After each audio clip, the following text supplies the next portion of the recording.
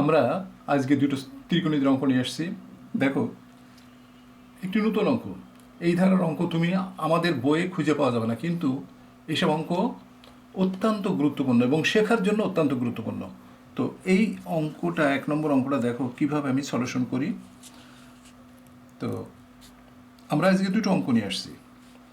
তো এই অঙ্কটা দেখো আমরা কিভাবে সলিউশন করছি। দেখো, প্রথম অঙ্কটা, এখানে একটা হাফ নেওয়া হলো। নেওয়ার পরে দেখো প্রত্যেকের সাথে আমি 2 দিয়ে গুণ করলাম। এখানে একটা 2 দিয়ে গুণ করেছি, cos 10 ডিগ্রি 2 cos, এটাও 10 ডিগ্রি। পাশে গুণ হিসেবে আছে cos 50 degree plus 2 cos square 50 degree. তো বুঝতে পারছো, এখন যেহেতু আমরা এর একটা সূত্র জানি, দেখো যেহেতু এটা স্কোয়ার, এর একটা সূত্র হচ্ছে 1 প্লাস cos 2 থেটা, অর্থাৎ cos 20 ডিগ্রি। এটা cos 20 ডিগ্রি হলো, 2 cos 20 ডিগ্রি। এটা দেখো 2 cos a cos b সূত্র হলো cos a প্লাস b, তাহলে cos a প্লাস b যদি হয়, এটার এটা যোগ হবে, তাহলে cos 60 ডিগ্রি। এরপরে এখানে একটা প্লাস আছে, যেহেতু বাইরে মাইনাস আছে এটা মাইনাস হলো, cos 40 ডিগ্রি। এটা cos 40 ডিগ্রি হলো। এই দুটো সূত্র হলো cos a plus b cos a minus b। এরপর দেখো এটা আসবে 1 প্লাস cos, যেহেতু 50 তাহলে 100 ডিগ্রি হয়ে গেল, 100 ডিগ্রি। এখন আমরা যা করছি সেটা হলো এই 1 আর এই 1 যোগ হলো হাফ, 2, এই 1 যোগ হলো 2 হলো, তারপর cos 60 ডিগ্রি মান বসিয়ে দেবো, cos 60 ডিগ্রি মান হাফ, এই মাইনাস হাফ আসলো। এখানে দেখো, এখানে cos 20 cos 40, তো আমরা cos 40টা লিখলাম cos 40। এখন cos 20 আর cos 100, দেখো এই দুটো সূত্র ফেলে দিলাম। সূত্রটা হচ্ছে 2, এইটার এটা যোগ করে 2 দিয়ে ভাগ করুক, তাহলে cos কি হচ্ছে 60, কারণ এটা 20 আর এটা 100। 100 আর 20 যোগ করে 2 দিয়ে ভাগ করলে cos 60 হয়। আবার 100 থেকে 20 বাদ দিয়ে 2 দিয়ে ভাগ করলে cos 40 হয়, cos 40 ডিগ্রি। এখন হাফ, এটা হলো 3/2। দেখো 2 দুগুণে 4, 1 বাদ দিলাম, 3/2 হলো এই দুটো মিলে। এখানে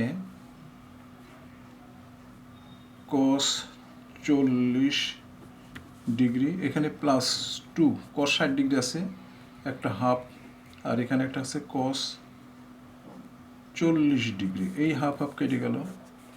এখানে আমরা লিখতে পারি হাফ 3/2। দেখো 3/2 cos 40 cos 40, এটা কেটে গেল, তাহলে আমাদের অ্যান্সার আসছে 3/4। এটাই হচ্ছে আমাদের নির্ণয় সলিউশন। এরপর আমরা 2 নম্বর অঙ্ক চলে আসলাম। দেখো 2 নম্বর অঙ্ক, এই যে 2 নম্বর অঙ্কটা আমরা নিয়ে আসলাম। এখানে দেখো π/8, সবগুলো π/8 আছে, তো আমরা π/8 সমান থেটা ধরে নিলাম, π/8 সমান থেটা। তাহলে প্রদত্ত মানগুলো কি পাই, দেখো প্রদত্ত মানগুলো পাচ্ছি cos কিউ থেটা। এখানে যেহেতু 3 আছে, 3 cos থেটা, cos 3 থেটা আর কি। তারপরে প্লাস সাইন কিউ থেটা, তারপরে সাইন 3 আছে, তাহলে সাইন কিউ 3 থেটা, না এটা। তো এখন এটা কিন্তু কিউ না, এটা কিউ হবে না, তো সাইন 3 থিটা হবে, অর্থাৎ এখানে কিউ হবে না। তো আমরা পেলাম সাইন 3 থিটা। এখন যে কাজটা করছি দেখো, এখানে কস কিউ থিটা, এই যে কস 3 থিটার সূত্র ফেলে দিলাম, 4 cos cube theta minus 3 cos theta. এরপর দেখো সাইন 3 থিটা এখানে রেখে সাইন কিউ থিটা, আর সাইন 3 থিটা দিয়ে আমরা গুণ করে দিলাম। সাইন 3 থিটার সূত্রটা কি, 3 sine theta minus 4 sine cube theta, minus 4 sine cube theta. এখন দেখো আমরা যদি গুণ করি 4 দিয়ে, 4 দেখো 4 কস 6 থিটা, আর এটা দিয়ে গুণ করলে 4 সাইন 6 থিটা, এটা হলো। আর এটা দেখো 3 কমন নিলাম, এই যে কস 4 থিটা মাইনাস সাইন 4 থিটা। একটা জিনিস লক্ষ্য করো যে প্রত্যেকের ভিতরে কস স্কয়ার থিটা এবং কস square theta minus sine square theta common যায়। তাহলে আমাদের কমন যাচ্ছে এখান থেকে 4টা এখানে হবে কস স্কয়ার থিটা মাইনাস, দেখো কস স্কয়ার থিটা এবং minus sine square theta common গেল। তো এখানে কি থাকে সেটা দেখো, 4, এই 4 আছে থাকে, এখানে থাকে 4 কস 4 থিটা প্লাস, যেহেতু মাইনাস এখানে প্লাস হবে sign square theta cos square theta plus sign 4 theta.